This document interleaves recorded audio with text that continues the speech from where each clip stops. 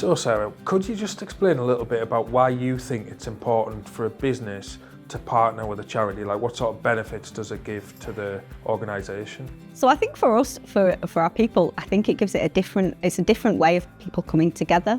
It's about people supporting a cause that's really important to their colleagues as well. A few years ago, one of our bakers, a much loved and long-standing member of our bakery team, was diagnosed with a brain tumour. The way that we select charity partnerships each year is that our people put them forward, so they're really, really close to their hearts. That's really, really important for us because it brings a sense of community to the fundraising. It's not just a random charity, it's something that's really made a difference to one of our people's lives.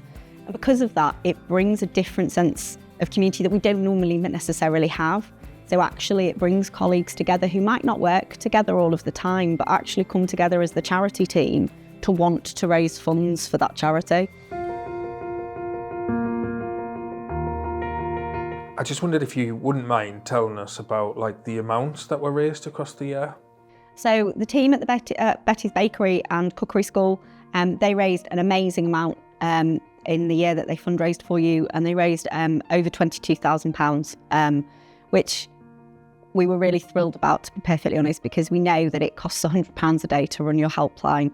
And £350 a day for a researcher. So when you start to think about those kind of figures, actually that'll go a really, really long way. We always ask for indicative fundraising costs. So actually, what will our money be spent on? It's really helpful to know that actually the fundraising that Betty's Bakery were aiming for all the way through, they knew what it was going towards. It's not just going to go into a big pot.